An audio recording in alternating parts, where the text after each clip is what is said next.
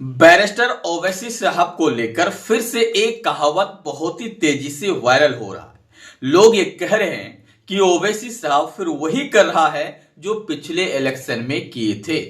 और लोग ये भी कहते हैं कि अगर मान लो कि ओवैसी साहब यूपी जाते हैं, यूपी में 2-4 सीट जीत भी जाते हैं, तो इससे होगा क्या।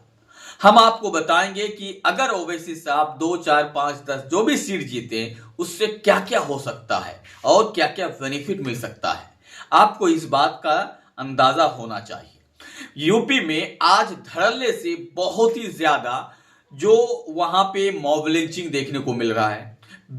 मतलब आरोप लगे तो उनका जो घर है बुलडोज कर दिया जाता है। मदरसा के ऊपर टारगेट किया जाता है।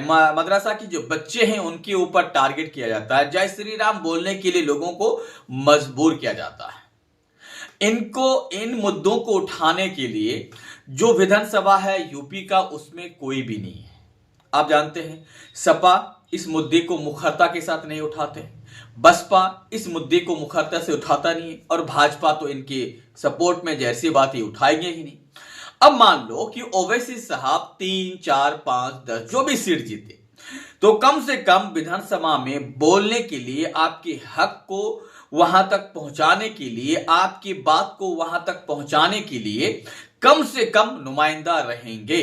और यह बात ओवैसी के जो भी लीडर हैं, हालांकि विधानसभा में नहीं है फिर भी उठा रहे हैं, लेकिन बिना कोई पोस्ट के, बिना ओहदा के उठाना और ओहदा के साथ विधानसभा में, विधानसभा के बाहर उनके परिवार के साथ बात उठाना, ये अलग होता है।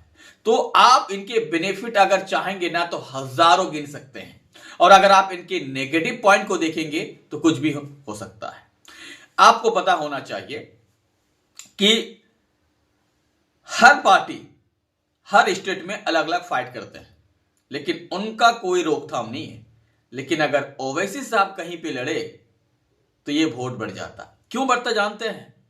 क्योंकि ये वोट्स बपोती समझने वाले पार्टी के हैं, और वो पार्टी के जो बड़े बड़े लीडर हैं वो परेशान हैं कि ये आएंगे तो हमारा तो क्या, तो वो लोग परेशान हैं। तो हम इतना ही कहेंगे, 2 आए 4 आए, अगर आप सपोर्ट करते हैं तो दिल से कीजिए और इस बार यूपी में एक नया इतिहास लिखिए।